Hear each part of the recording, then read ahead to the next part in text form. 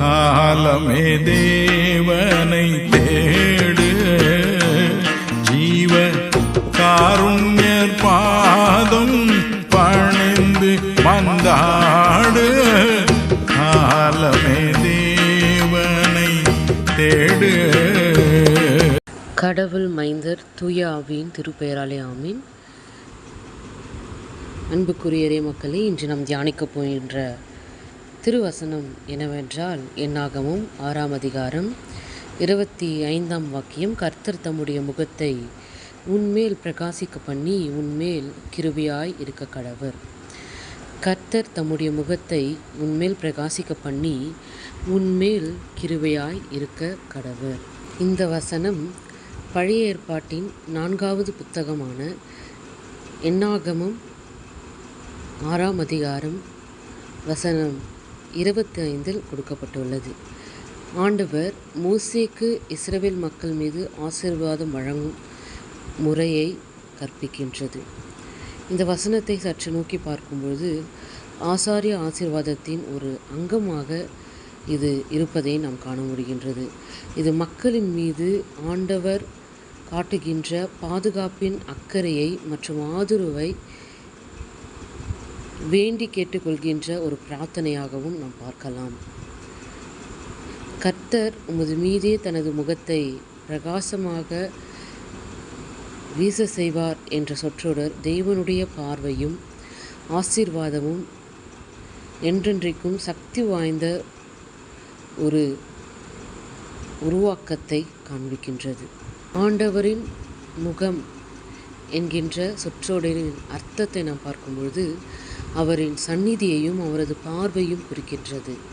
ஆண்டவருடைய முகம் ஒருவரின் மீது பிரகாசமாக வீசுகின்றது, பிரகாசிக்க செய்கின்றது என்றால் ஆண்டவரின் அன்பையும் அங்கீகாரத்தையும் ஆசீர்வாதத்தையும் அந்த மனிதர் பெற்று கொண்டிருக்கின்றார் என்பதன் அடையாளமாக இது கருதப்படுகின்றது. இது ஆண்டவர் தனது மக்களை கருணையுடனும் கிருபையுடனும் பார்க்கிறார் என்பதை வெளிக்காட்டுகின்றது.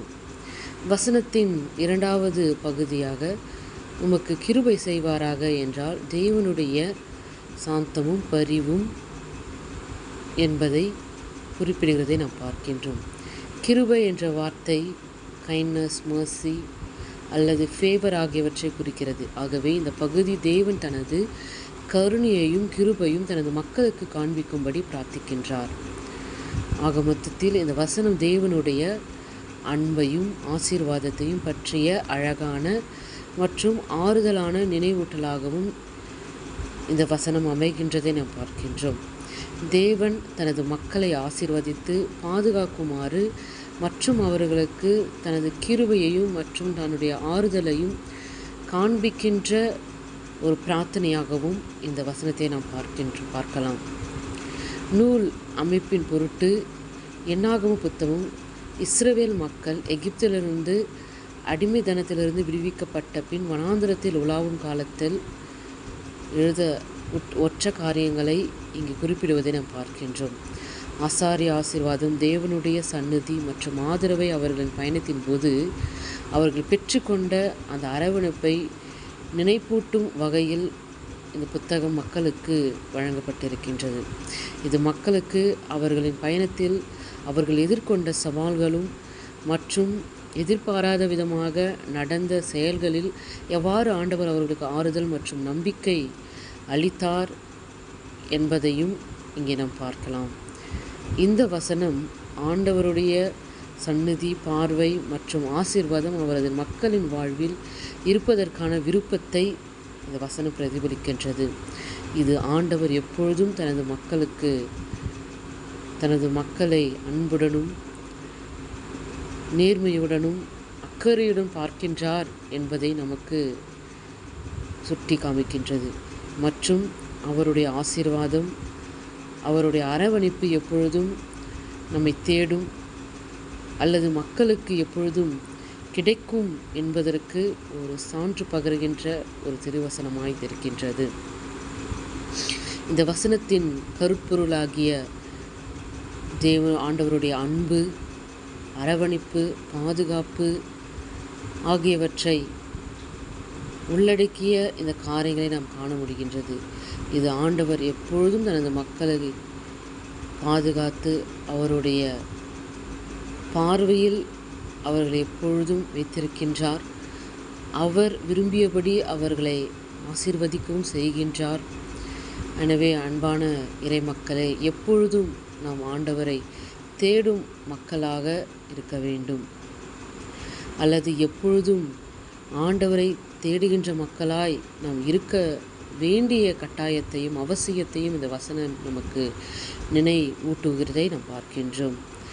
ஆண்டவருடைய கிருபையையும் ஆசீர்வாதத்தையும் ஆண்டவருடைய அரவணைப்பையும் நாம் பெற்றுக்கொள்ளக்கூடிய முக்கியத்துவத்தை இந்த வசனத்தின் மூலமாக நாம் ஏற்றுக்கொண்டு அதற்காக பிரார்த்தனையும் நாம் செய்ய அழைக்கப்படுகின்றோம்.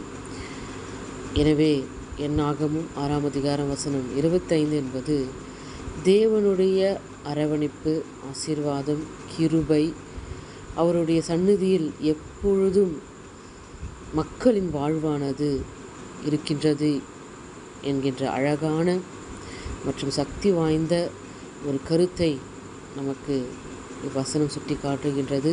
அது மட்டுமல்லாமல் அவருடைய ஆசீர்வாதத்தை நாம் பெற்றுக்கொள்வதற்கும் அவருடைய சந்நிதியில் எப்பொழுதும் ஆண்டவரின் பிரசன்னத்தில் நாம் வாழ்வதற்காக பிரார்த்தனையை ஏற்படுவதற்கு, ஜபத்தை ஏறிடுவதற்கான ஒரு தூண்டுகோலாகவும் இவ்வசனம் நமக்கு அமைகின்றது.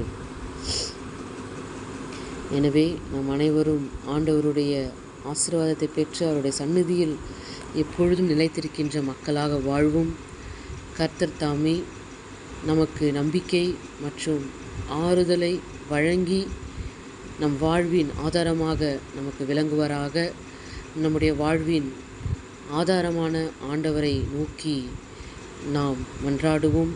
நம் வாழ்வு ஆண்டவரின் பிரசன்னம் நிறைந்த ஒரு வாழ்வாக, ஆண்டவர் அளிக்கும் ஆசீர்வாதத்தை பெற்றுக்கொண்ட வாழ்வாகவும், எந்த சூழ்நிலைகளாக இருந்தாலும் எதிலையும் இடறி போகாமல் ஆண்டவரின் கிருபையை பெற்ற மனிதர்களாக நாம் வாழ்கின்ற நினைவோடு வாழ்வும். கர்த்தர் தாமே திருவார்த்தைகள் மூலமாக நம்ம செயல்படுவாராக. ஆமீன். ஜெபம் செய்வோம். எங்கள் அன்பு நிறைந்த இறைவா, உம்மை போற்றுகின்றோம், உம்மை புகழுகின்றோம். இதோ நாங்கள் தியானித்த இந்த சிறிய இறைவார்த்தையை நீ கண்ணோக்கி பாரும் ஐயா. அப்பா, எப்பொழுதும் உடைய சந்நிதியில் பிரகாசமாக பிரவேசித்து கொண்டிருக்கின்ற இறை மக்களாக எங்களை வாழும்படியான கிருபை செய்தருளும். உடைய கிருபை பெற்றவர்களாக, உடைய ஆசீர்வாதத்தை பெற்றவர்களாக எப்பொழுதும் உம்முடைய பிரசன்னத்தில் வாழ்கின்ற அவசியத்தை அறிந்தவர்களாய், நீர் அளிக்கின்ற ஆசீர்வாதத்தையும் கிருபையும் பெற்றவர்களாய், எந்த ஒரு சூழ்நிலையிலும் உம்மை விட்டு விலகி போகாதவர்களாக, உமக்காக வைராக்கியமாய் வாஞ்சியாய் வாழ்கின்ற இறை மக்களாக எங்களை எடுத்து பயன்படுத்துங்க, வழிநடத்துங்க. இயேசுவின் மூலம் ஜெபம் கேளும் எங்கள் நல்ல கடவுளே. ஆமென்.